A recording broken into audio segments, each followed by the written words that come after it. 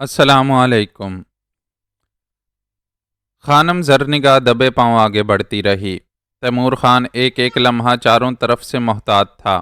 وہ ایک ایک قدم پھونک پھونک کر رکھ رہا تھا اور کوشش کر رہا تھا کہ کوئی ہلکے سے پتھر گرنے کی بھی آواز نہ ہو۔ بادلوں اور موسم کی خرابی کے باعث پہرے دار بھی غالباً ایک جگہ جمع ہو گئے تھے یا پھر کونوں کھدروں میں جا چھپے تھے۔ تیمور خان نیچے اترتا رہا۔ کافی گہرائیوں میں اترنے کے بعد بالآخر اس نے اطمینان کا گہرا سانس لیا، کیونکہ اب وہ ایسے علاقے میں پہنچ گئے تھے جہاں یہ خطرات نہیں تھے۔ وہ تینوں آگے بڑھتے رہے۔ تیمور نے شہنشاہ کو سنبھالا ہوا تھا۔ زرنگا اپنا تحفظ کرنا خوب جانتی تھی۔ یوں تو شہنشاہ بھی کوئی عام بچہ نہیں تھا۔ اسے جو کچھ بنایا گیا تھا اس نے اسے عمر سے زیادہ طاقت اور قوت بخش دی تھی۔ زرنگا اور شہنشاہ دونوں تھکے بغیر تیمور کے ساتھ سفر کرتے رہے تاکہ اس کی مشکلات میں اضافہ نہ ہو۔ کافی دیر تک وہ یہ سفر خاموشی سے طے ہوتا رہا، اور جب تیمور کو یہ اطمینان ہو گیا کہ اب وہ کم از کم اس علاقے سے اتنی دور نکل آیا ہے جہاں انہیں خطرات نہیں پیش آ سکتے تھے، تو اس نے خانم زرنگا سے رکنے کے لیے کہا۔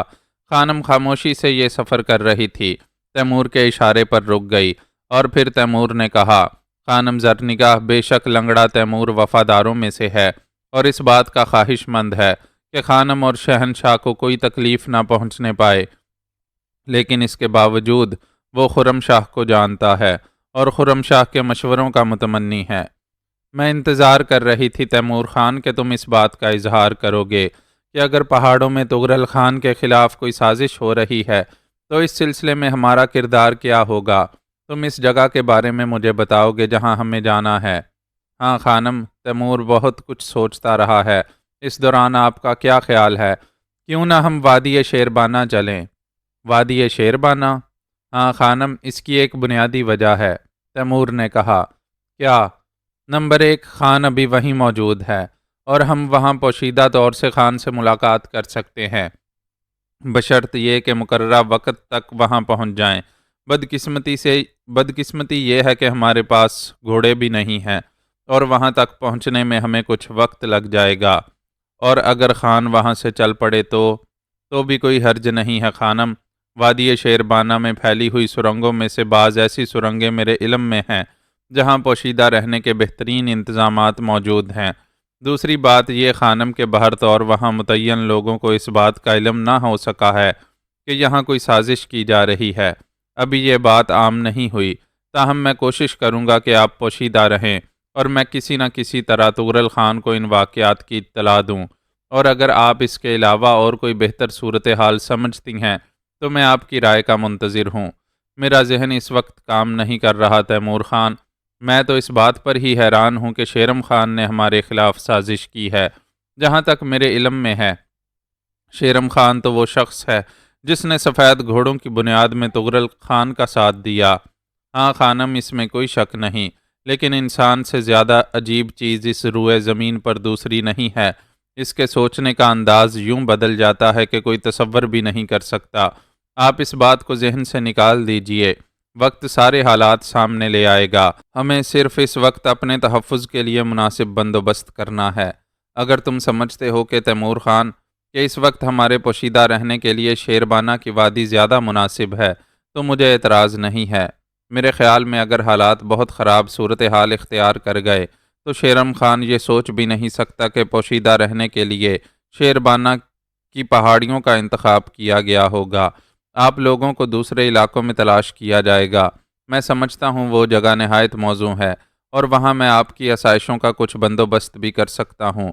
اس کی تم فکر مت کرو تیمور خان، میں سب سے پہلے تغرل خان کا تحفظ چاہتی ہوں۔ سفر کی رفتار تیز کر دو، ہو سکتا ہے تقدیر ہمیں وقت سے پہلے وادی شیربانہ پہنچا دے اور وہاں ہم خان سے ملاقات کر کے صورتحال ان کے علم میں لے آئیں۔ خانم، آپ کو اس طرح سفر کرتے ہوئے دیکھ کر میرا دل دکھتا ہے، لیکن بعض اوقات حالات اس کے لیے بھی مجبور کر دیتے ہیں۔ ان لمحات میں تم مجھے خرم شاہ سمجھو، تم اپنا بندوبست کرو، میں تیز رفتاری سے سفر کر سکتی ہوں، خانم نے کہا، اور پھر رات کی تاریکی میں یہ سفر برق رفتاری سے شروع ہو گیا۔ وادی شیربانہ قریب نہیں تھی، بہت لمبے فاصلے طے کرنے تھے اس کے لیے، لیکن اس کے سوا اور کیا بھی کیا جا سکتا تھا۔ بہت کٹھن سفر تھا یہ۔ جب صبح کا سورج نمودار ہوا تو انہوں نے اپنے آپ کو ایک جنگل میں پایا۔ بہت اچھی جگہ تھی لیکن زندگی کی آسائشیں موجود نہیں تھیں۔ قسمت نے ساتھ دیا، اس جنگل میں انہیں دو گھوڑے چرتے ہوئے نظر آ گئے اور تیمور کی آنکھیں خوشی سے چمک اٹھیں۔ خانم زرنگاہ نے بھی ان گھوڑوں کو دیکھ لیا تھا۔ تیمور نے آہستہ سے کہا، خانم یہ گھوڑے میری اس بات کا ثبوت ہیں جو میں نے آپ سے کہی۔ میں انہیں پہچانتا ہوں۔ یہ ان مرنے والوں کے گھوڑے ہیں جو درۂ بلساریہ میں موت کا شکار ہوئے۔ پتہ نہیں یہ گھوڑے کہاں سے اس طرف آ نکلے ہیں۔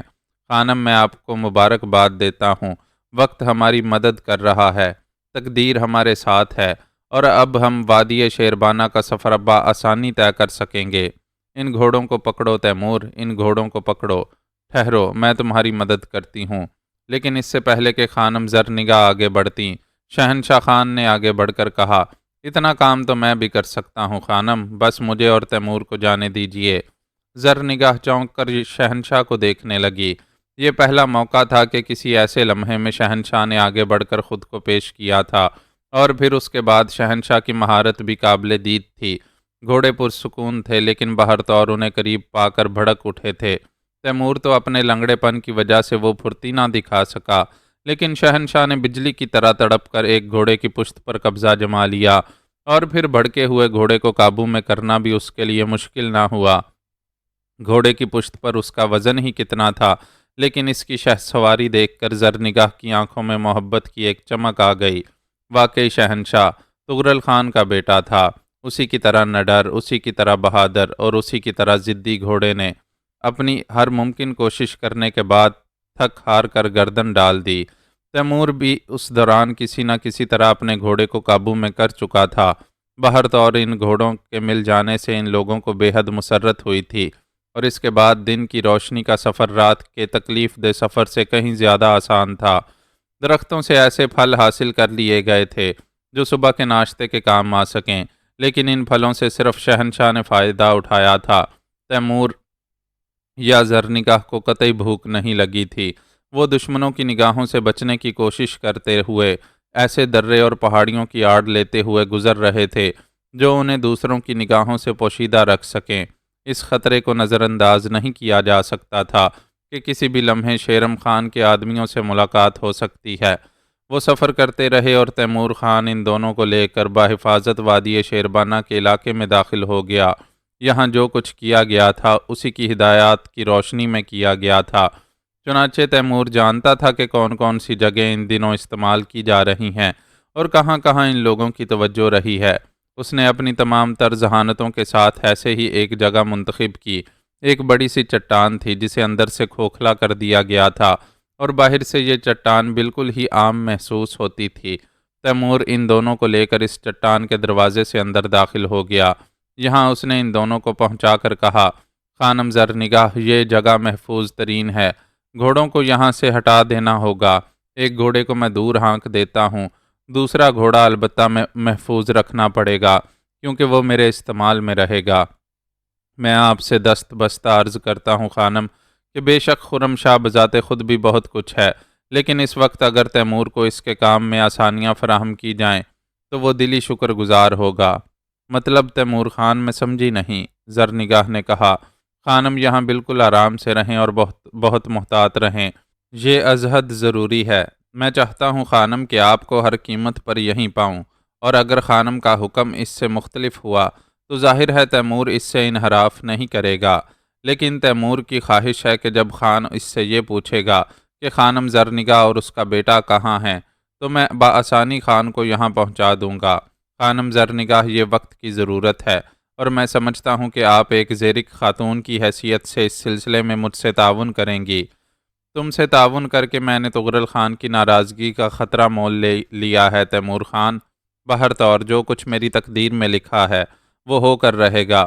تم اپنا کام جاری رکھو، میں یہاں بالکل اطمینان سے رہوں گی، تم فکر نہ کرو۔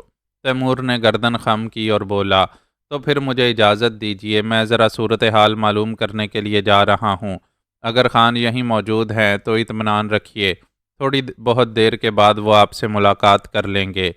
ٹھیک ہے، تم جاؤ، زرنگاہ نے کہا اور تیمور چلا گیا۔ زرنگاہ اس کے جانے کے بعد گہری تشویش کا شکار ہو گئی تھی۔ اس کی سمجھ میں نہیں آ رہا تھا کہ آخر یہ سب کچھ کیسے ہوا۔ تیمور کا ساتھ دینے کا فیصلہ اس نے بڑی مشکل سے کیا تھا۔ اپنے شوہر کے مزاج سے واقف تھی۔ یہ بات طغرل خان کے لیے باعث غیرت بھی ہو سکتی تھی کہ زرنگاہ کو چوروں کی طرح چھپنا پڑا، لیکن صورتحال ہی کچھ ایسی پیش آ گئی تھی۔ بہر طور زرنگاہ اس سلسلے میں پریشان تھی۔ طغرل خان کے خلاف ہونے والی سازش ہی اس کے لیے دل دہلا دینے والی بات تھی، لیکن اس کے ساتھ ہی ساتھ یہ خطرہ بھی اسے محسوس ہو رہا تھا کہ کہیں یہ سب کچھ طغرل خان کی مرضی کے خلاف نہ ہو۔ لیکن تقدیر اب جو فیصلہ کر چکی تھی اس سے انحراف بھی ممکن نہیں تھا۔ جو کچھ کر چکی ہے اسے تو نبھانا ہی پڑے گا۔ اب پوری توجہ اس بات پر صرف ہونا چاہیے کہ یہ پتہ چلے کہ طغرل خان کے خلاف واقعی سازش ہوئی ہے یا پھر تیمور خان نے اپنے طور پر کچھ کیا ہے۔ یہ بات بھی اس سے اترتی نہیں تھی کہ تیمور خان کسی بھی طور ان کا مخالف ہو سکتا ہے۔ یہاں تک آ جانے کے بعد یہ خیال ذہن میں اور مستحکم ہو گیا تھا کہ جو کچھ بھی ہے تیمور کی غلط فہمی بھی ہو سکتی ہے، لیکن اس کی کوئی سازش نہیں۔ اور غلط فہمی کا سوال جہاں تک ہے تو اس بات سے اس کی تردید ہو جاتی تھی کہ خود تیمور خان خون میں نہایا ہوا تھا۔ لیکن ایک اور بات بھی تھی، وہ یہ کہ تیمور کو اس طرح ہلاک کرنے کی کوشش کی گئی۔ تولائی خان مر گیا لیکن وہ زندہ رہا۔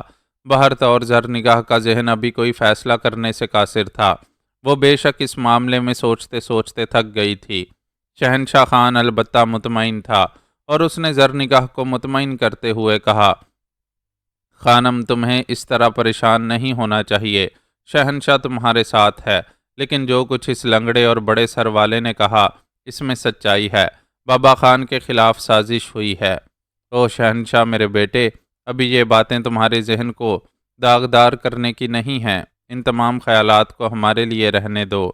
شہنشاہ کے ہونٹوں پر مسکراہٹ پھیل گئی۔ افسوس تو یہی ہے خانم کہ تم شہنشاہ کو بچہ سمجھتی ہو۔ نہیں نہیں اے نوجوان، اے دلیر نوجوان، تم بالکل بچے نہیں ہو۔ جو لوگ تمہیں بچہ سمجھتے ہیں وہ بے وقوف ہیں، زرنگاہ نے مسکراتے ہوئے کہا، اور شہنشاہ خان اپنے ہاتھ میں پستول گھمانے لگا۔ پھر وہ بولا، میرے پستول سے نکلی ہوئی ایک ایک گولی کئی کئی جوانوں کے لیے کافی ہے ماں۔ نہیں شہنشاہ خان، زندگی خدا کی دی ہوئی ہوتی ہے اور اسے خدا ہی کی مرضی پر چھوڑ دینا چاہیے۔ دوسروں کی زندگیاں لینے کا تصور بے حد ہولناک چیز ہوتی ہے۔ تم ان راستوں پر سفر نہیں کرو گے۔ نہ جانے تم کیسی باتیں کرتی ہو ماں، میری سمجھ میں نہیں آتا۔ بابا خان پہاڑوں کا شہنشاہ ہے، اس نے اپنی قوت بازو پر ان پہاڑوں میں طاقت اور حکومت حاصل کی ہے، اور مجھے تم بزدلی کا سبق دیتی ہو۔ یہ بزدلی نہیں ہے شہنشاہ۔ اگر دنیا میں انسان اس طرح ایک دوسرے کے دشمن بن جاتے تو اس دنیا کی آبادی میں کبھی اضافہ نہ ہوتا، رفتہ رفتہ وہ سب ختم ہو جاتے۔ دنیا میں زندہ رہنے کے لیے سب سے اہم چیز محبت ہے، انسانوں سے محبت، اپنے جیسوں سے محبت۔ اوہ، محبت کا لفظ آج تک میری سمجھ میں نہیں آیا۔ تمہاری سمجھ میں؟ خانم زرنگاہ کے چہرے پر غصے کے آثار نظر آنے لگے۔ ہاں ماں، میری سمجھ میں یہ لفظ نہیں آیا۔ تو یوں سمجھ لو میں بھی تم سے دشمنی کر سکتی تھی شہنشاہ، میں بھی ایک گولی تمہارے سینے میں اتار سکتی تھی، لیکن میں تم سے محبت کرتی ہوں، اس لیے تم زندہ ہو، سمجھے؟ میں نے تمہیں ایک ایک لمحہ سینے سے لگا کر پالا ہے شہنشاہ۔ جانتے ہو کیوں؟ صرف اس لیے کہ میں تم سے محبت کرتی تھی۔ طغرل خان اس دنیا کا دشمن ہے اور تمہارا دوست۔ جانتے ہو کیوں؟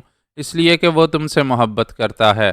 جب محبت درندوں کو انسان بنا سکتی ہے تو اس کا مطلب ہے کہ محبت کا کوئی وجود ہے۔ ہاں ماں، بات سمجھ میں تو آتی ہے، لیکن بابا خان کچھ کہتا ہے اور تم کچھ کہتی ہو، یہاں میں الجھ جاتا ہوں۔ تمہیں الجھنے کی ضرورت نہیں ہے شہنشاہ، یہ دنیا محبت سے جینے کے لیے ہے، سمجھے؟ یہ بات آہستہ آہستہ تمہاری سمجھ میں آئے گی۔ خود کو انسانوں سے محبت کرنے کے راستے پر ڈالو۔ اچھا اچھا، ٹھیک ہے ٹھیک ہے، تم جو کچھ کہہ رہی ہو وہی کرنے کی کوشش کروں گا، لیکن اس کے لیے مجھے ابھی وقت درکار ہے۔ ہاں شہنشاہ خان، تمہارا وقت ابھی شروع نہیں ہوا، تم ان پہاڑوں میں محبت کی بنیاد بنو گے، سمجھے؟ میرا نام زرنگاہ ہے، میرا نام خرم شاہ ہے، میں نے طغرل خان سے مفاہمت ضرور کی ہے، بے شک میں اس سے محبت کرتی ہوں، اس لیے کہ وہ میرا شوہر ہے، لیکن اس کا مقصد ہمیشہ کے لیے میری دشمنی کا باعث رہا ہے، سمجھے؟ میں نے سمجھوتا کیا ہے شہنشاہ، میں نے سمجھوتا کیا ہے، اور میرے سمجھوتے کا غرور تم ہو۔ میں تمہیں تغرل خان سے بالکل مختلف بنانا چاہتی ہوں۔ آج تم نے میرے دل کی بات میری زبان تک پہنچا دی ہے شہنشاہ خان، اور اگر یہ بات زبان تک پہنچ گئی ہے تو غور سے سن لو، تم ان پہاڑوں میں نفرت کی نہیں، محبت کی بنیاد رکھو گے۔ اور میں زرنگاہ، میں ذہنی طور پر معذور نہیں ہوں۔ میں نے حالات سے سمجھوتا کیا، میں نے وقت سے سمجھوتا کیا، اور یہ سمجھوتا میرے مذہب کی دین تھا، اس لیے کہ تغرل خان میرا شوہر بن چکا تھا۔ تغرل خان نے میرا شوہر بننے کے بعد مجھے کتوں کی حیثیت سے اپنے درمیان جگہ دی، لیکن میرا غرور تم بنے۔ شہنشاہ خان، میں تمہیں اپنے غرور ہی کی حیثیت سے زندہ رکھوں گی، اور اگر تم نے برے راستوں پر جانے کی کوشش کی تو یوں سمجھ لو وہ دن میری شکست کا دن ہوگا۔ ابھی تک میں نے شکست نہیں مانی ہے۔ شہنشاہ خان خاموشی سے زرنگاہ کو دیکھتا رہا، اس کے چہرے پر عجیب سے تاثرات تھے۔ پھر اس نے اچانک ہی مسکرا کر کہا، تو تم سنجیدہ ہو گئی ماں، فکر مت کرو، جیسا تم کہو گی میں ویسا ہی کروں گا۔ دونوں تیمور خان کا انتظار کرتے رہے۔ یہاں اس غار میں وقت گزارنے کے لیے اور کوئی چیز تو تھی نہیں۔ شہنشاہ نے 2-3 بار باہر جانے کی اجازت مانگی، لیکن زرنگاہ نے اسے سختی سے روک دیا۔ کافی دیر تک انتظار کرنا پڑا، پھر تیمور واپس آ گیا۔ اس نے آ کر سرد لہجے میں کہا، خانم تغرل خان ابھی تھوڑی دیر ہی قبل یہاں سے گئے ہیں، وہ یہاں سے جا چکے ہیں۔ اوہ تیمور خان، تب ہمیں کیا کرنا ہوگا؟ انتظار خانم، یہ کھانے پینے کی اشیاء میں لے آیا ہوں، آپ برائے کرم اس وقت تک یہاں میرا انتظار کریں جب تک میں نہ پہنچ جاؤں۔ ٹھیک ہے تیمور خان، ٹھیک ہے۔ زرنگاہ غالباً اس دوران کوئی فیصلہ کر چکی تھی۔ تیمور خان نے پھر کہا، میں جا رہا ہوں خانم، میرے سپرد بہت سی ذمہ داریاں ہیں، اور اب میں اس وقت آؤں گا آپ کے پاس جب تغرل خان خود میرے ساتھ ہوں گے، سمجھیں؟ لیکن آپ یہاں خانم، اطمینان رکھو تیمور خان، میں تم سے مکمل تعاون کا فیصلہ کر چکی ہوں۔ خانم نے جواب دیا، اور تیمور نے گردن ہلا دی، پھر وہ غار سے باہر نکل گیا۔ شیرم خان نے اپنے تمام کام خوش اسلوبی سے انجام دیے تھے۔ اس نے نہایت کامیابی سے تولائی خان اور چالاک تیمور خان کو درۂ بلساریہ دوڑا دیا تھا۔ جن 8 آدمیوں کا اس نے انتخاب کیا تھا، یہ وہ لوگ تھے جن کے بارے میں شیرم خان کا خیال تھا کہ وہ آنکھیں بند کر کے تغرل خان کا ساتھ دیں گے۔ تمام کام جوزفائن کے منصوبے کے مطابق ہو رہے تھے۔ ان لوگوں کو روانہ کرنے کے بعد شیرم خود بھی صورتحال کا جائزہ لینے کے لیے اس طرف چل پڑا، اور پھر اس نے اپنی آنکھوں سے درۂ بلساریہ میں تولائی خان کی لاش دیکھی تھی۔ ساتھ ہی وہ 8 افراد بھی مردہ پڑے تھے جو ان کے ساتھ آئے تھے، لیکن تیمور خان کی لاش نظر نہیں آئی تھی۔ اس سلسلے میں اس نے راوت شاہ سے سوال کیا تو راوت شاہ نے اسے صورتحال بتاتے ہوئے کہا کہ لنگڑا تیمور پہلے ہی مرحلے پر کام آ گیا تھا، لیکن اس کا گھوڑا دوڑ پڑا اور تیمور کی لاش رکاب میں پھنسی رہ گئی۔ شیرم خان پرخیال انداز میں گردن ہلانے لگا تھا۔ پھر اس نے کہا، راوت شاہ، اس کے باوجود میں لنگڑے تیمور کی لاش جب تک اپنی آنکھوں سے نہیں دیکھوں گا مجھے اطمینان نہیں ہوگا۔ اس کا گھوڑا اس سمت گیا ہے خان۔ راوت شاہ نے اسے صورتحال بتاتے ہوئے کہا، آؤ میرے ساتھ، اور ان لاشوں کے بارے میں کیا ہدایات ہیں؟ یہیں پڑا رہنے دو، ان لاشوں کا یہاں رہنا بے حد ضروری ہے، شیرم خان نے کہا، اور راوت شاہ کے ساتھ وہاں سے آگے بڑھ گیا۔ یہاں موجود لوگوں کو اس نے اس جگہ پہنچنے کی ہدایت کر دی جہاں تغرل خان کی رہائش گاہ تھی۔ پھر وہ راوت شاہ اور دوسرے چند افراد کے ساتھ تیمور خان کی لاش کی تلاش میں چل پڑے۔ کافی فاصلہ طے کرنے کے بعد بالآخر راوت شاہی کے ایک ساتھی نے بتایا کہ تیمور کا گھوڑا اس کی لاش کے ساتھ کھائی میں پڑا ہوا ہے۔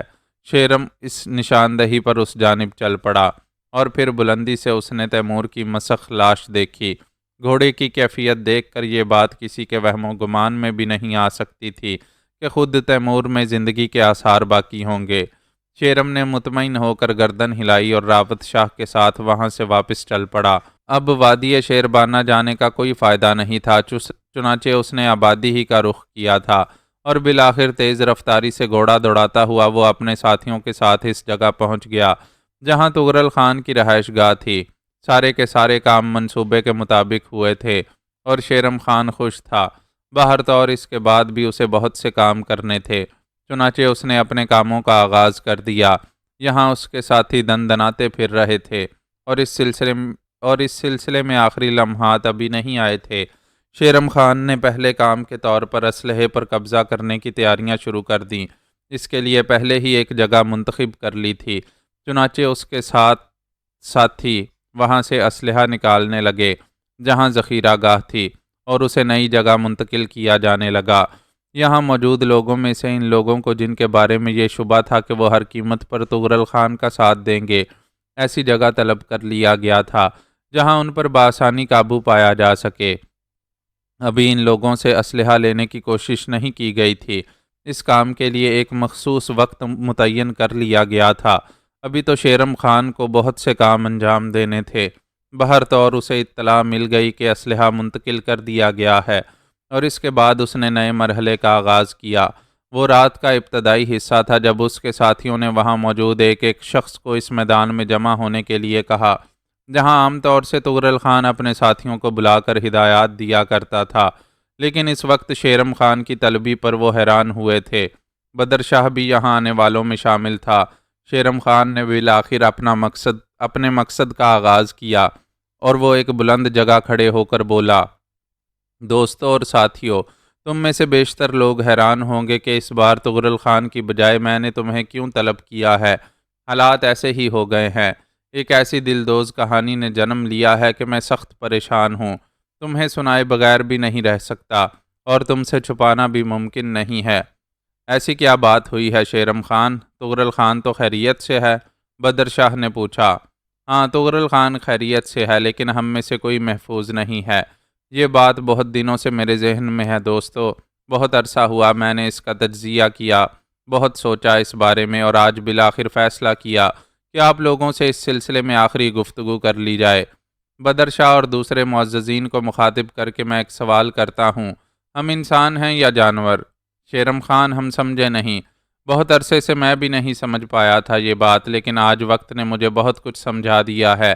اتنا کچھ سمجھا دیا ہے مجھے کہ میرا رواں رواں لرز گیا ہے۔ سنو دوستو، جانتے ہو تغرل خان کی ابتدا کہاں سے ہوئی؟ تم میں سے بیشتر لوگ اس بات سے واقف ہیں کہ جب تغرل خان نے ہتھیار اٹھائے اور پہاڑوں میں دہشت گردی کا پروگرام بنایا تو میں، تولائی خان، فرزان اور جابر خان اس کے ساتھ تھے، اور ہم نے ہر لمحہ تغرل خان کی حفاظت کی۔ ہم نے اس کے ایک ایک بال کی حفاظت کی۔ اس نے تارکہ میں تباہی مچائی تو ہم اس کے ہمراہ تھے۔ اس نے تارکہ والوں سے جنگ کی تو ہم نے اپنی زندگیوں کی بازی لگا کر شیر کوہ کو فتح سے ہمکنار کیا۔ اس بات سے بے شمار افراد واقف ہیں، اور بدر شاہ تم بھی اس بات کو جانتے ہو۔ ایسی صورت میں ہمارا کیا مقام ہونا چاہیے تھا؟ کیا ہم تغرل خان کے بدن کے حصے کہلانے کے مستحق نہیں تھے؟ لیکن ہمیں وہ مقام کبھی نہیں دیا گیا۔ ہمارے عزیز دوست جابر اور فرزان کو خانم جوزفائن نے پانی کی سرنگ میں ہلاک کر دیا۔ تقدیر تھی کہ ہم بچ گئے۔ تغرل نے ان دونوں ساتھیوں کی موت پر کسی تردد کا اظہار نہیں کیا۔ اس نے اپنے لشکر کے ساتھ شیر کوہ پر حملہ کرنے کی کوشش کی تاکہ اپنے دو ساتھیوں کا بدلہ لے سکے، اس لیے کہ اس کے دل میں ہمارے لیے وہ مقام نہیں تھا جو ہمارے دل میں اس کا تھا۔ دوستو، میں اس بات کو بھی نظر انداز کر کے تغرل خان کے ساتھ دل و جان سے مصروف رہا، اور اس کے بعد تغرل خان اپنے طور پر فیصلے کرتا رہا۔ ہم ان فیصلوں میں اس کے ساتھ تھے۔ ہم ڈاکو ہیں۔ ہم نے پہاڑوں میں بسنے والے تمام قبیلوں سے دشمنی مول لی ہے۔ اگر ہم یہ تصور کر لیں کہ جب ہمارے ہاتھ پاؤں تھک جائیں گے، جب ہم بوڑھے ہو جائیں گے تو یہ قبیلے والے ہمیں معاف کر دیں گے، سوال ہی نہیں پیدا ہوتا۔ یہ ہمارے دشمن ہیں، اور طاقت کے بل پر ہم انہیں اپنے آگے سرنگوں کیے ہوئے ہیں۔ دوستو، آنے والے کل تم سب کے لیے موت کا دن ہوگا۔ ہاں، کیونکہ تمہارے بارے میں کبھی یہ نہیں سوچا گیا کہ بالآخر ایک دن تمہارے بازو تھک جائیں گے۔ تغرل خان اپنا مقصد پورا کر کے پہاڑوں کا شہنشاہ بن گیا ہے۔ اب اس کے دل میں انسانی ہمدردی نے جنم لیا ہے۔ اس نے وہ تمام ریتی رواج بدل ڈالے ہیں جن سے ابتدا کی تھی، اور اب وہ یہاں شادیاں کراتا ہے اور ہمارے اس مسکن میں عورتیں بچے جنم دیتی ہیں۔ میں مانتا ہوں کہ ہم میں سے چند افراد جو صاحب اولاد ہیں تغرل خان کے ساتھی بن سکتے ہیں، لیکن ہمارا مستقبل کیا ہے؟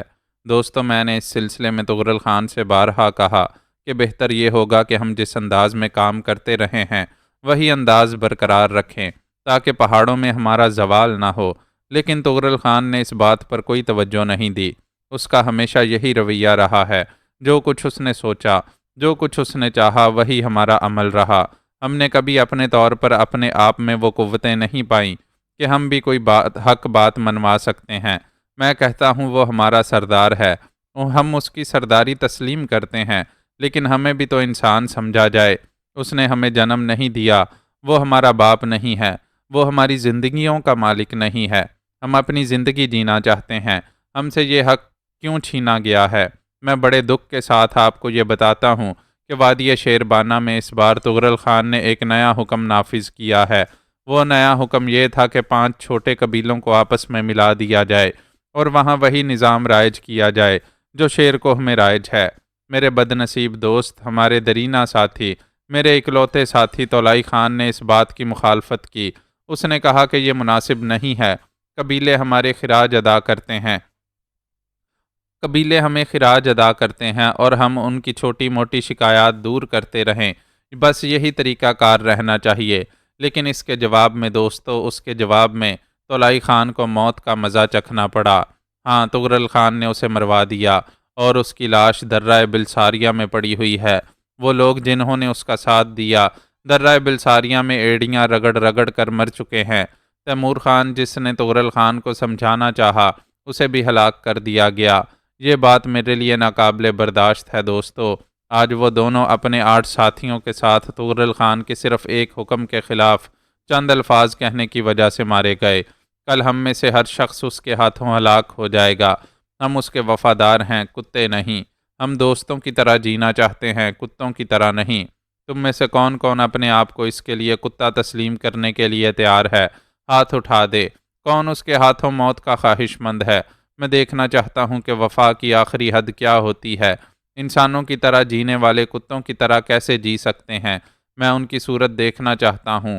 مجھے اپنی صورتیں دکھاؤ۔ آج تولائی خان اور تیمور خان مر چکے ہیں، ہمارے 8 ساتھی تغرل خان کے غصے کا شکار ہوئے ہیں۔ پھر تم میں سے کون ایسا ہے جو اس بات کا دعویٰ کر سکے کہ تغرل خان اس کے بغیر نہیں رہے گا؟ ہاتھ اٹھاؤ۔ میں دیکھنا چاہتا ہوں وہ بغیرت کون ہے جو اس بغیرتی کے جینے کو زندگی قرار دیتے ہیں۔ الفاظ ایسے تھے کہ اگر کسی کے دل میں تغرل خان کے لیے کچھ ہمدردی یا کوئی اور جذبہ بھی تھا تو کم از کم ان الفاظ پر وہ ہاتھ نہیں اٹھا سکتا تھا۔ شیرم خان نے چاروں طرف دیکھا اور بولا، ہاں، میں اس بات کی اجازت دیتا ہوں کہ تصدیق کرو، معلوم کرو، حالات کا تجزیہ کر لو اور گزرے ہوئے واقعات پر غور کر لو۔ اگر تمہارا دل اس بات کی گواہی دے کہ تیمور خان اور تولائی خان اسی موت کے مستحق تھے تو میں تم میں سے کسی کو روکنے کی کوشش نہیں کروں گا۔ ہر شخص کی اپنی سوچ ہے، اپنا انداز فکر ہے۔ تم اس بات کے لیے قطعی آزاد ہو کہ اپنے طور پر فیصلے کرو، لیکن اس کے ساتھ ساتھ میں ان لوگوں کا تعین چاہتا ہوں جو اس واقعے کے بعد بھی تغرل خان کے ہمنوا ہیں۔ کوئی آواز نہیں ابھری تھی، کسی نے ہاتھ نہیں اٹھایا تھا۔ کم از کم اس وقت سب اس ماحول سے متاثر ہو گئے تھے۔ اگر کسی کے دل میں وفا کا جذبہ تھا بھی تو وہ دوسرے لوگوں کو دیکھ کر ساکت رہ گیا تھا، اور اس طرح صورتحال شیرم کے حق میں ہو گئی تھی۔ شیرم نے چند لمحات انتظار کیا، پھر بولا، میں تم سب کو اپنا بھائی، اپنا ساتھی، اپنا دوست سمجھتا ہوں۔ میں تمہیں اس بات کا حق دیتا ہوں کہ تم بھی اپنی مرضی، اپنی خواہش کے مطابق جینے کے حقدار ہو۔ دوستو، میں تغرل خان کا وہ ساتھی ہوں جس کے ساتھ اس نے اپنی زندگی کی ابتدا کی تھی، اور وہ جو ایک درے میں موت کی نیند سو رہا ہے اور جس کا پورا جسم گولیوں سے چھلنی ہے، وہ بھی تغرل خان کے انہی ساتھیوں میں سے ایک تھا۔ جب میں اس کے لیے ایک بے مقصد چیز ہوں، جب تولائی خان جیسا وفادار آدمی جس نے اس کے لیے انتہائی اذیتیں برداشت کی ہیں تغرل خان کی نظروں میں بے حقیقت ہے، تو تم کیا حیثیت رکھتے ہو؟ بدر شاہ نے پوچھا، شیرم خان، کیا یہ سچ ہے کہ تولائی خان مارا گیا ہے؟ بدر شاہ، میں اس وقت جو الفاظ کہہ رہا ہوں ان میں سے ایک ایک کی جواب دہی کے لیے ہر وقت حاضر ہوں۔ میرا دل خون کے آنسو رو رہا ہے، میں اپنے دوستوں کی موت پر غم زدہ ہوں۔ مجھ سے کوئی ایسا سوال مت کرو جو میرے آتش غضب کو بھڑکا دے۔ تم بعد میں اس کی تصدیق کرنا اور اس کے بعد تمہیں حق ہوگا کہ تم میری گردن پکڑ سکو۔ نہیں شیرم خان، ہمیں تمہاری بات پر یقین ہے اور ہم خود بھی اس بات کا اعلان کرتے ہیں کہ ہم دوستوں کی طرح جینا چاہتے ہیں، کتوں کی طرح نہیں۔ اگر تغرل خان نے یہ سب کچھ کیا ہے، اگر اس نے تولائی خان کو ہلاک کرا دیا ہے، تو پھر ہم میں سے کوئی اس کے ساتھ نہیں ہے۔ اسے یہ حق کس نے دیا کہ وہ ہماری زندگیوں کا مالک بن جائے، ہم اس کے لیے موت کے دہانے کھول سکتے ہیں، لیکن اسے یہ حق نہیں دے سکتے کہ وہ ہم پر موت کے دہانے کھول دے۔ یہی میں کہنا چاہتا ہوں بدر شاہ، یہی میں کہنا چاہتا ہوں۔ آنے والا وقت آنے والا وقت میرے الفاظ کی تصدیق کر دے گا۔ تم خود اپنی آنکھوں سے دیکھ لو گے اس کا مقصد کیا ہے، اس کا نظریہ کیا ہے، اور اس کے بعد کم از کم تم شیرم کی اس بات کی تصدیق کر دینا کہ اس کے جذبات غلط نہیں تھے۔ وہ تم سب کے لیے غم زدہ ہے، میں اپنے دوست کے لیے غم زدہ ہوں۔ سنو، میں شیرم خان ان پہاڑوں میں تغرل خان کے خلاف بغاوت کا اعلان کرتا ہوں۔ میں یہ اعلان کرتا ہوں کہ میں اور میرے ساتھی تغرل خان سے اس بات کا جواب طلب کریں گے کہ اس نے طلائی خان کو ہلاک کیوں کیا، اس نے ہم لوگوں کو کیا حیثیت دی ہے۔ یہ سوال کرنے کے بعد اگر ہمیں اس بات کا تسلی بخش جواب نہ ملا دوستو، تو پھر تم یہ سمجھ لو کہ ان پہاڑوں میں خون کی ندیاں بہہ جائیں گی۔ جس نے تغرل خان کا ساتھ دیا وہ موت کے گھاٹ اتار دیا جائے گا، یہ سوچے سمجھے بغیر کہ وہ کون ہے۔ سمجھ لیا تم لوگوں نے۔ انتظار کرو کل دن کی روشنی کا، جب اس بات کا فیصلہ ہو جائے۔ انتظار کرو اس وقت کا جب تغرل خان واپس آئے گا۔ تغرل خان کو ان سوالات کے جوابات دینے ہوں گے، ہمیں مطمئن کرنا ہوگا۔ اگر وہ ہمیں مطمئن نہ کر سکا تو ہم اس کی سرداری تسلیم نہیں کریں گے۔ یہ ہمارا آخری فیصلہ ہے۔ شیرم کے متعین کردہ لوگوں نے نعرے لگائے اور شیرم نے دونوں ہاتھ پھیلا کر کہا، ہاں میں بھی اس سے زیادہ کچھ نہیں چاہتا، لیکن ایک بات پھر کہوں گا آپ لوگوں سے کہ ان پہاڑوں سے باہر نکلنے کی کوشش نہ کی جائے۔ کسی بھی ایسی کوشش کرنے والے کو زندہ نہیں چھوڑا جائے گا۔ میں کسی سازش کی اجازت نہیں دوں گا۔ خاموشی اختیار کی جائے اور سکون سے وقت گزارا جائے۔ تغرل واپس آ جائے، اس کے بعد ہر شخص کو اپنے طور پر فیصلہ کرنے کی اجازت ہوگی۔ اطمینان رکھو شیرم خان، ہم میں سے کوئی شخص پہاڑوں سے باہر جانے کی کوشش نہیں کرے گا۔ ہم سب تمہارے ہم نوا ہیں۔ شیرم خان نے ایک طرح سے حالات پر پورا قابو پا لیا تھا۔ اس کے ساتھی مسلسل کارروائیوں میں مصروف رہے تھے۔ وہ لوگوں کے درمیان داخل تھے، ان کی باتیں سن رہے تھے۔ کوئی نہیں جانتا تھا کہ کون کس کے حق میں ہے، لیکن شیرم خان کو جو آخری اطلاع ملی وہ یہ تھی کہ اس وقت کوئی بھی شخص ایسا نظر نہیں آ رہا جو اس سے اختلاف رکھتا ہو۔ شیرم خان کے ہونٹوں پر پرسکون مسکراہٹ پھیل گئی، اور رات کے آخری پہر میں جب بادلوں کے غول آسمان پر جمع تھے اور فضا میں گہری تاریکیاں چھائی ہوئی تھیں، شیرم خان دبے قدموں اس طرف چل پڑا جہاں جوزفائن موجود تھی۔ خانم جوزفائن جاگ رہی تھی۔ یہ رات سونے کی رات تو نہیں تھی، اسے حالات کا کچھ اندازہ ہو گیا تھا۔ بہر طور اس کا منصوبہ زیر عمل تھا۔ وہ پرسکون تو نہیں رہ سکتی تھی، چنانچہ وہ انتظار کر رہی تھی کہ شیرم خان اسے حالات کی اطلاع دے۔ راول خان بھی جاگ رہا تھا، لیکن وہ زیادہ تر خاموش ہی رہتا تھا۔ جوزفائن نے پہاڑوں میں جو آگ لگا دی تھی، راول اس سے پوری طرح واقف تھا اور اپنے طور پر اپنی منصوبہ بندیاں کر رہا تھا۔ اس شیطانوں کی شیطان سے اس کا مقابلہ تھا، اور بہر طور وہ اس مقابلے میں اپنی فتح بھی چاہتا تھا۔ شیرم خان جوزفائن کے قریب پہنچا۔ اس نے جوزفائن کو آواز دینے کی کوشش کی تو جوزفائن خود ہی اٹھ کر بیٹھ گئی۔ ہاں شیرم خان، تم کیا سمجھتے ہو میں سو رہی ہوں؟ کیا میں تمہاری اس جدوجہد میں شریک نہیں ہوں؟ نہیں خانم جوزفائن، میں جانتا ہوں کہ تم ذہین اور سمجھدار خاتون ہو اور ہر لمحے کو اچھی طرح تجزیہ کرتی ہو۔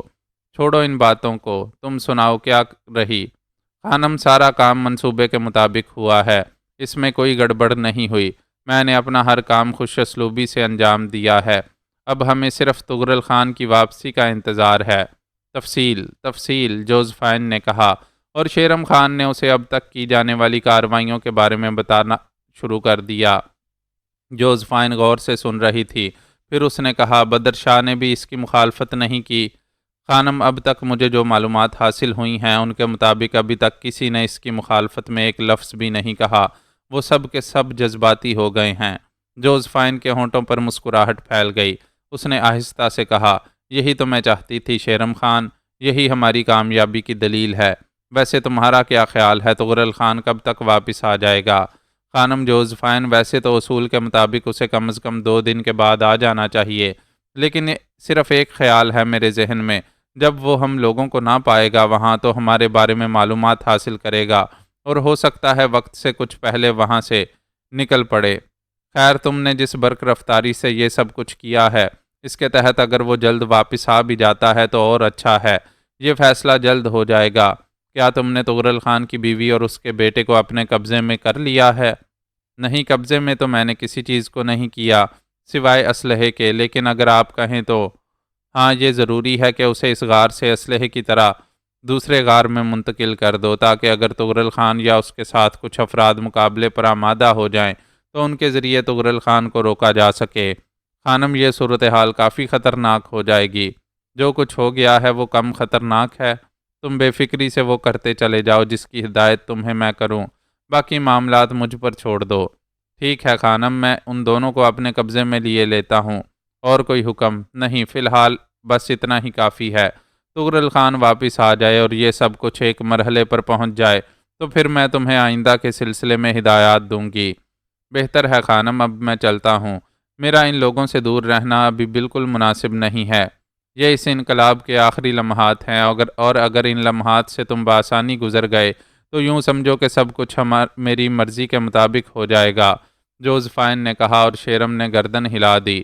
پھر وہ وہاں سے اٹھ گیا۔ اس نے اپنے 4 بہترین ساتھیوں کو لیا اور اس کے بعد وہ رات کی تاریکی ہی میں تغرل خان کی اس رہائش گاہ کی جانب چل پڑا جہاں زرنگا اپنے نوجوان بیٹے شہنشاہ کے ساتھ رہا کرتی تھی۔ یہاں دور دور تک کسی انسان کا کوئی پتہ نہیں تھا۔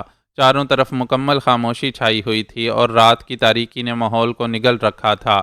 شیرم خان دبے قدموں آگے بڑھتا رہا اور اس کے بعد وہ غار کے ذریعے اندر داخل ہو گیا۔ اندر پہنچنے کے بعد اس نے ماحول کا جائزہ لیا۔ زرنگا اور شہنشاہ اپنے اپنے بستروں پر موجود نہیں تھے۔ شیرم خان کا دل بری طرح دھڑک اٹھا۔ اس نے حیران نگاہوں سے چاروں طرف دیکھتے ہوئے کہا، یہ زرنگا اور شہنشاہ کہاں گئے؟ پورا غار ہمارے سامنے ہے شیرم خان، یہاں تو وہ نظر نہیں آتے۔ اوہ یہ خطرناک بات ہے، آخر وہ کہاں گئے؟ ہو سکتا ہے شیرم خان کے زرنگاہ نے یہ سب کچھ سنا ہو۔ تم نے کسی سے کچھ چھپایا تو نہیں؟ ہو سکتا ہے زرنگاہ نے اپنے لیے خطرہ محسوس کیا ہو اور یہاں سے نکل گئی ہو۔ اسے نکلنا نہیں چاہیے تھا، اسے نکلنا نہیں چاہیے تھا۔ نکل کر وہ کہاں گئی؟ تلاش کرو، اسے تلاش کرو، اس کا ملنا بے حد ضروری ہے۔ ہو سکتا ہے وہ کسی دوسرے غار میں جا چھپی ہو۔ ہاں، اس بات کے امکانات ہیں۔ 2 آدمی فوراً ہی باہر نکل گئے۔ شیرم خان نے انہیں جاتے ہوئے ہدایت دی تھی کہ پہاڑوں کے دامن میں اور جگہ جگہ انہیں تلاش کیا جائے، تمام غار چھان مارے جائیں۔ یہ کام ازحد ضروری ہے۔ وہ کسی قدر پریشان بھی ہو گیا تھا۔ پھر اس نے اپنی باقی 2 ساتھیوں سے کہا، اس غار سے کارتوس قسم کی ایک ایک چیز اٹھا لو۔ اسلحہ یہاں نہیں ہونا چاہیے، سمجھے؟ جی شیرم خان، ہم ایسا ہی کرتے ہیں۔ ان دونوں نے غار کی تلاشی لی۔ کافی اسلحہ یہاں موجود تھا جسے انہوں نے اپنے قبضے میں کر لیا۔ اسلحے کے سلسلے میں انہوں نے خاص طور سے یہ خیال رکھا کہ کہیں سے بھی کسی غلط آدمی کو کوئی چیز نہ ملنے پائے۔ شیرم خان کا سب سے بڑا کارنامہ تھا جو اس نے انجام دیا تھا۔ اسلحہ قبضے میں کرنے کے بعد وہ وہاں سے باہر نکل آیا۔ شیرم خان خود بھی زرنگا اور شہنشاہ خان کی تلاش میں مصروف ہو گیا تھا۔ یہ صورتحال اس تمام کارروائی میں سب سے زیادہ پریشان کن ثابت ہوئی تھی۔ آخر زرنگا کہاں نکل گئی؟ کہیں وقت سے پہلے ان کی اس سازش کا راز تو نہیں کھل گیا؟ ایسے حالات میں شیرم خان تغرل خان کے بارے میں جانتا تھا کہ وہ ماحول پر قبضہ کرنے کی قدرت رکھتا ہے، لیکن بہر طور اس وقت تو صورتحال شیرم خان کے حق میں ہی تھی۔ مگر یہ زرنگا؟ وادی شیربانہ کے میدان میں تغرل خان موجود تھا۔ اس کے ساتھی سامان کے انبار کو یکجا کرنے میں مصروف تھے اور یہ معمول کے خلاف بات نہیں تھی۔ تغرل خان مطمئن اور مسرور تھا۔ وہ صرف یہ جاننا چاہتا تھا کہ قبیلوں کی طرف سے کسی قسم کے مزید احتجاج کا مظاہرہ تو نہیں ہوا۔ صرف ایک شخص اس سلسلے میں مخالفت میں بولا تھا اور تغرل خان نے اسے گولی کا نشانہ بنا دیا تھا۔ یہ ضروری تھا کیونکہ وہ کسی بھی طور حکم عدولی برداشت نہیں کر سکتا تھا۔ قبیلوں کے آپس میں یکجا کرنے کا فیصلہ سوچ سمجھ کر کیا تھا اور تغرل خان اس سلسلے میں خود بھی متحرک رہنا چاہتا تھا۔ پہاڑوں میں اس کے لیے جو جگہ بنائی گئی تھی وہ وہاں پہنچنے کے بعد کچھ دیر آرام کرتا رہا۔ اس کے بعد وہیں سے نیچے وادی میں ہونے والی کارروائی کا جائزہ لیتا رہا۔ اس کے آدمی مستعدی سے اپنا کام انجام دے رہے تھے اور وقت آہستہ آہستہ گزرتا جا رہا تھا۔ حالات بالکل پرسکون تھے۔ شام کی کجلاہٹوں نے رات کی تاریکی کا روپ دھار لیا تھا اور تغرل خان کو رات کا کھانا پیش کیا گیا۔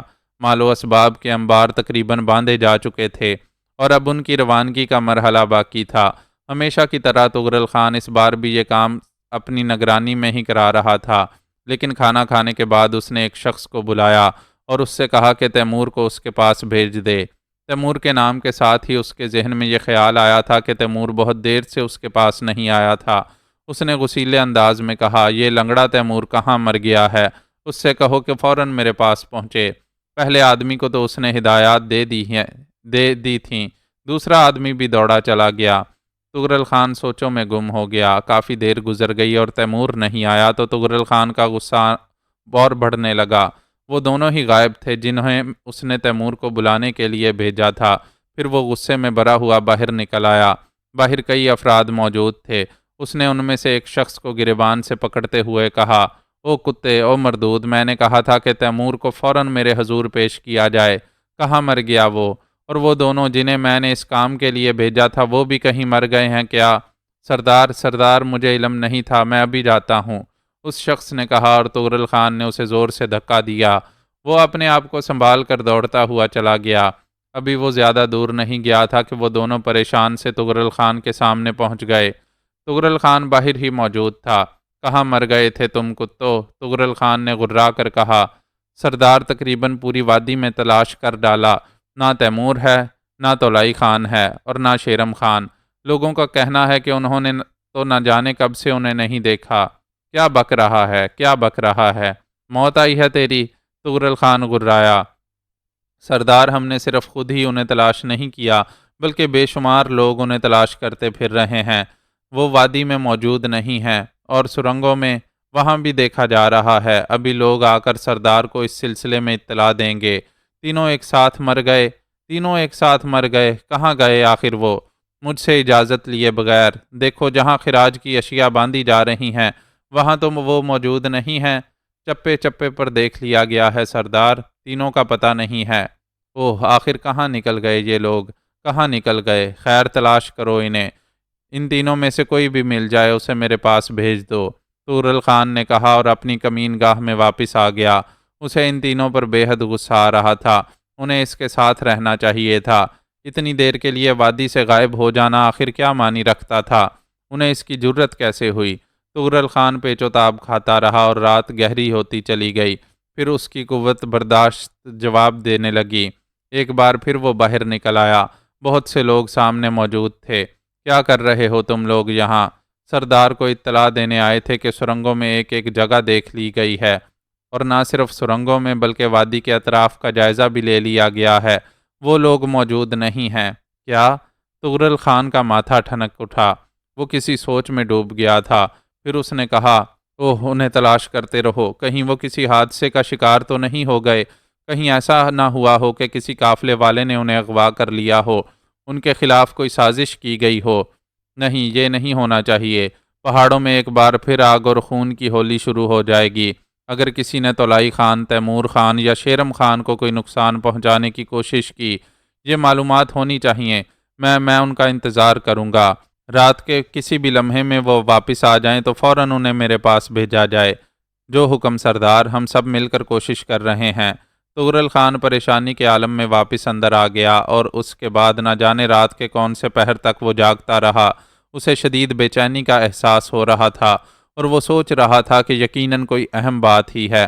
ان میں سے ایک آدھ کہیں آ جا سکتا تھا، لیکن تینوں ایک ساتھ ہی کہیں گم ہو جائیں یہ ممکن نہیں تھا۔ اور اگر کوئی سازش ہوئی ہے، اگر ان لوگوں کو کوئی نقصان پہنچا ہے تو پھر بہرحال یہ پتہ لگ جائے گا کہ ایسا کس نے کیا ہے اور جس نے یہ قدم اٹھایا ہے۔ اوہ، میں سمجھ گیا، یقیناً یہ ان 5 قبیلوں میں سے کسی کی حرکت ہے، یا یہ ممکن ہے بچے ہوئے 4 سرداروں نے مل کر یہ مشترکہ حرکت کی ہو۔ اینٹ سے اینٹ بجا دوں گا، کیا سمجھا ہے انہوں نے؟ کسی ایک کو بھی نقصان نہیں پہنچنا چاہیے۔ تغرل خان شدید اذیت کا شکار تھا۔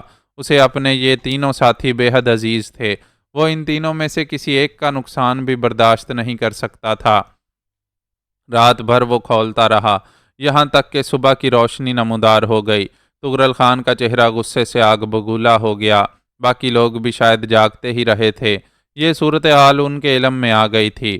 ہر وہ ممکن کوشش کر ڈالی گئی تھی جس سے ان تینوں کا پتہ چل سکے، لیکن وہ وادی شیربانہ سے آگے نہیں بڑھے تھے۔ یہ تغرل خان کی ہدایت کے بغیر ممکن نہیں تھا۔ صبح کو تغرل خان اپنی کمین گاہ سے برآمد ہوا اور اسے علم ہوا کہ ان تینوں میں سے کسی ایک کا بھی پتہ نہیں چل سکا، تو چند لمحات کے لیے وہ خاموش ہو گیا۔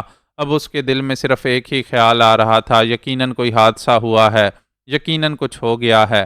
وہ کسی سے کچھ کہے بغیر اندر چلا گیا۔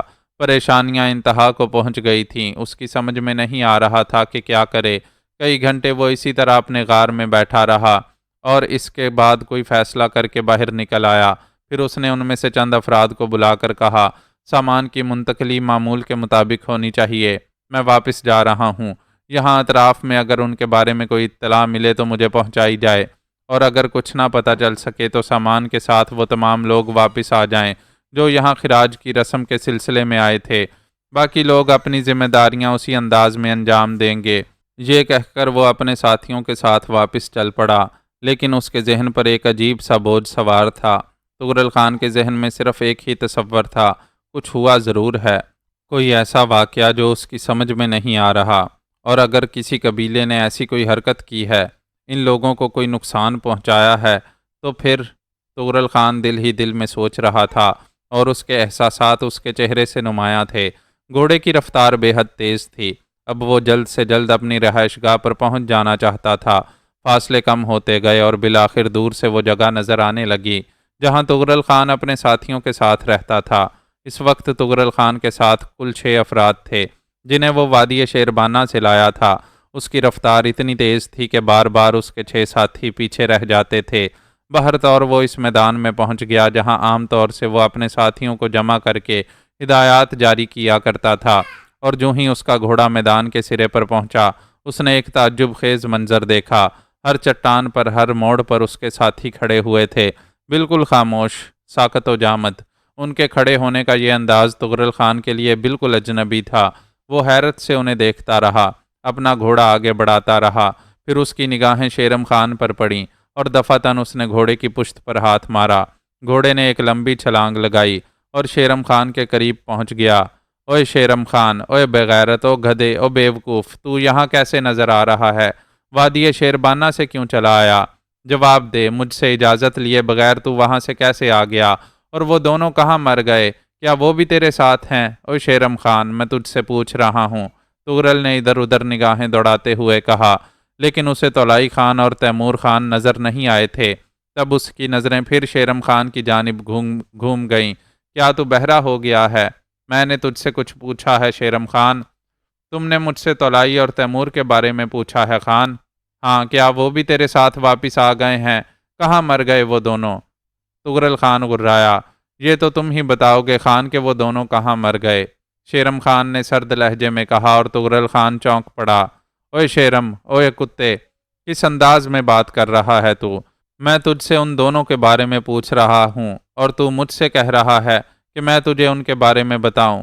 ہاں تغرل خان، تمہیں بتانا ہوگا کہ تولائی اور تیمور خان کہاں ہیں، ایک اور شخص نے غرائے ہوئے لہجے میں کہا، اور تغرل خان کی نگاہیں اس کی جانب گھوم گئیں۔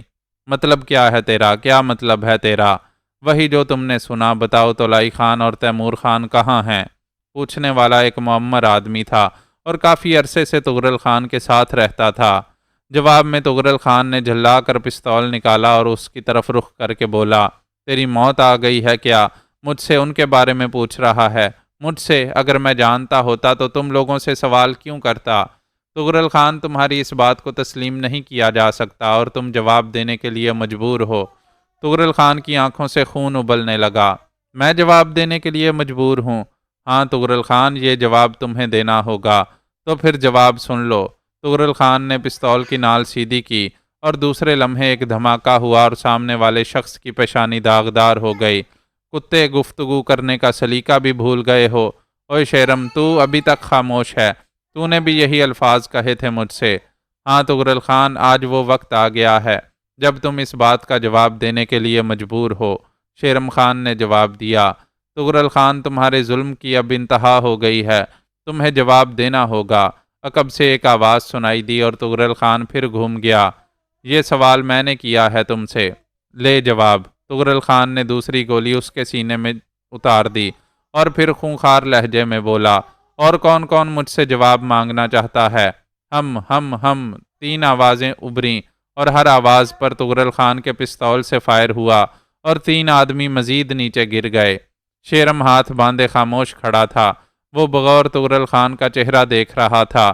تغرل خان اب پوری طرح دیوانہ ہو گیا تھا۔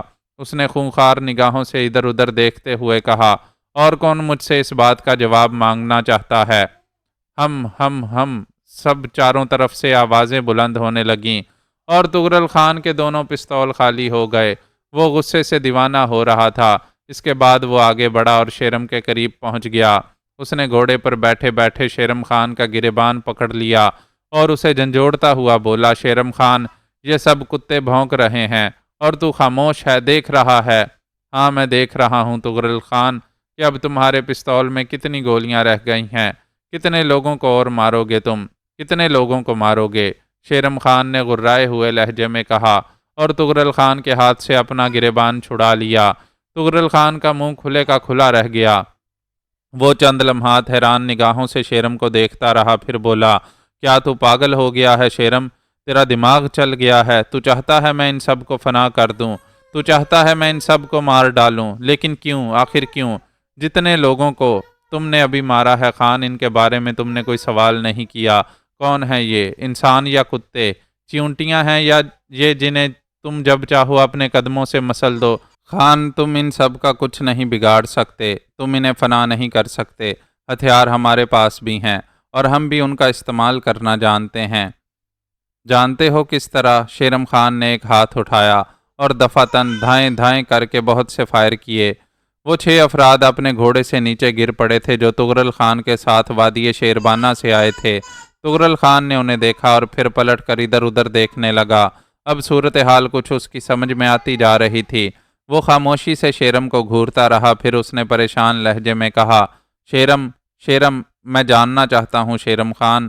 جاننے کا وقت گزر گیا ہے تغرل خان، جاؤ اپنے ٹھکانے پر جاؤ اور اپنے آپ پر غور کرو۔ جو کچھ تم نے کیا ہے اس کا حساب دینے کے لیے اپنے آپ کو تیار کرو تغرل خان۔ کون لے گا حساب مجھ سے؟ تو؟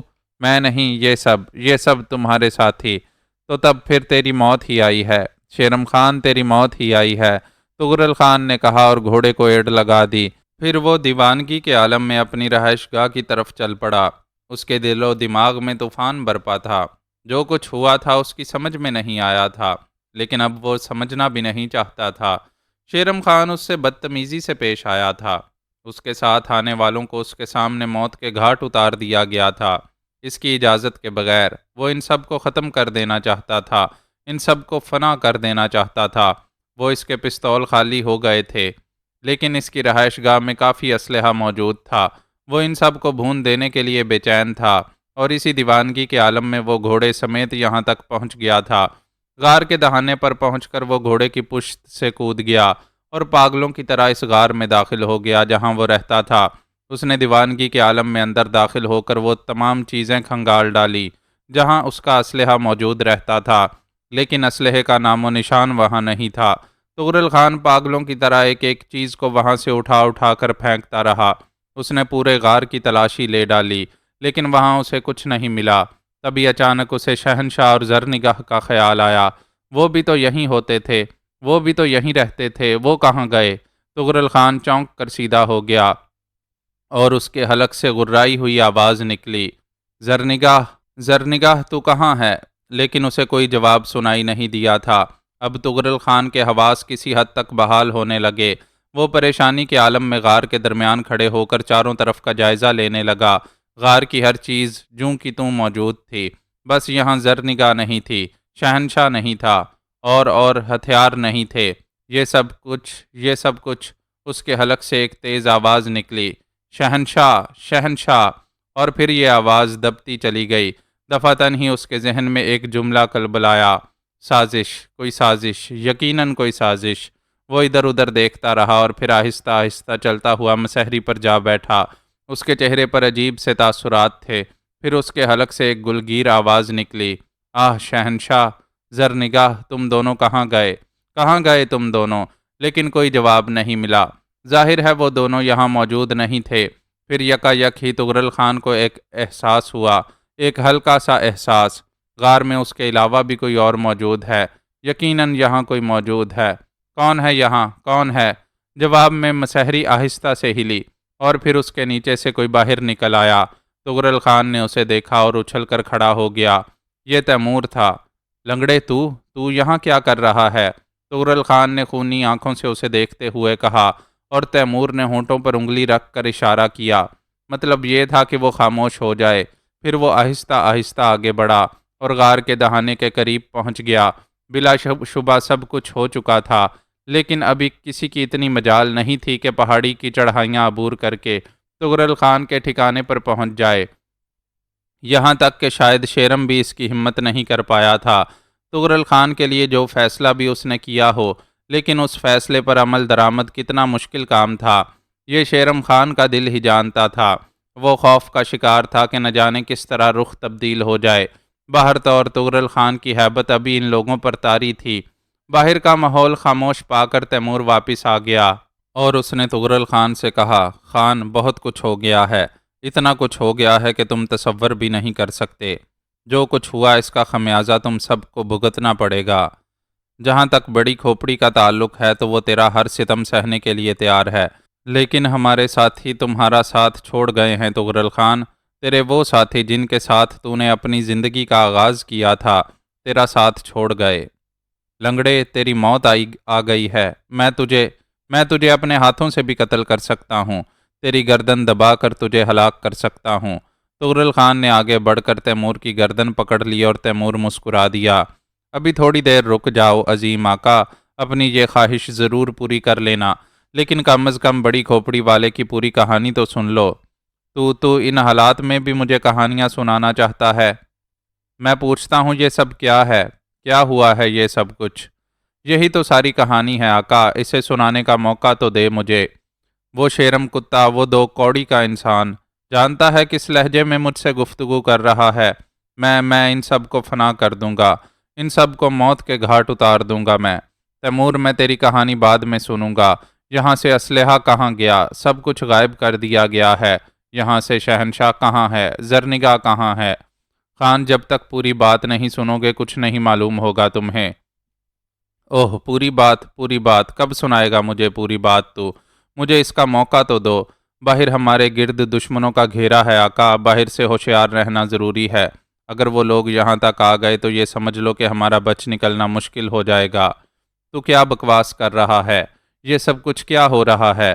میری سمجھ میں کچھ نہیں آ رہا۔ مجھے اسلحہ چاہیے، صرف اسلحہ۔ میں ان سب کو ہلاک کر دینا چاہتا ہوں۔ اسلحہ ہمارے ہاتھ نہیں لگے گا عظیم آقا، اسلحہ خانے سے تمام اسلحہ غائب ہو چکا ہے۔ میں سمجھتا ہوں کہ اب آپ کو اسلحہ کیوں نہیں ملے گا۔ کس نے غائب کیا؟ کون ہے وہ؟ شیرم خان، تیمور نے جواب دیا، اور تغرل کا منہ حیرت سے کھل گیا۔ شیرم خان؟ لیکن کیوں؟ آخر کیوں؟ کیا اب بھی مجھ سے پوری بات نہیں سنو گے سردار تغرل خان؟ اب تو اپنے آپ کو سنبھالو اور کم از کم اس داستان سے واقف تو ہو جاؤ۔ کیا بکنا چاہتا ہے تو؟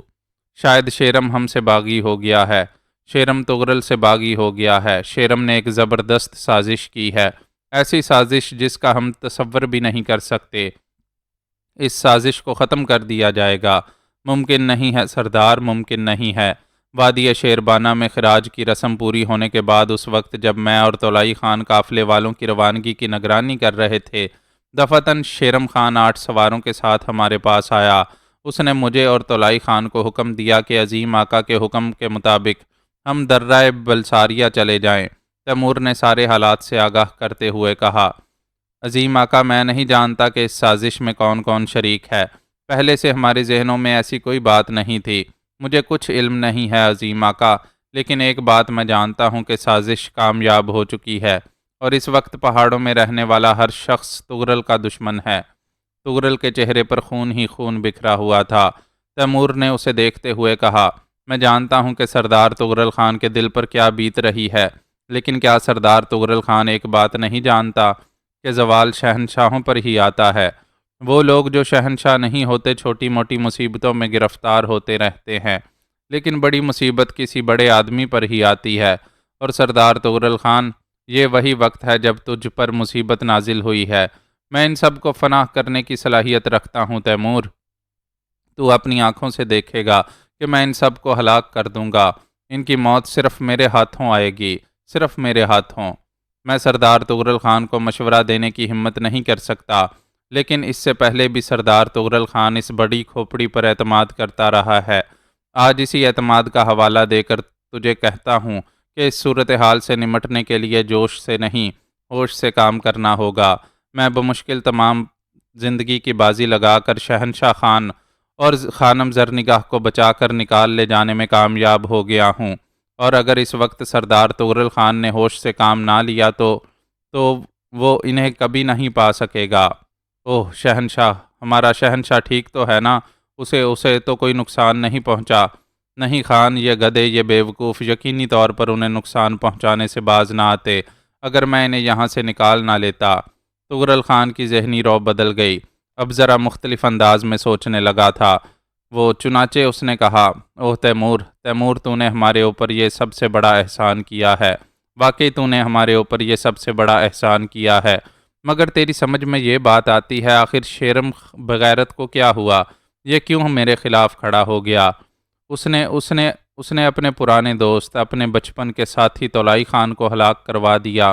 آہ تولائی خان، میرا دست راست، اب وہ اس دنیا میں نہیں ہے، اسے گولیوں سے چھلنی کر دیا گیا۔ تیمور، تیرے سامنے ایسا کیا گیا؟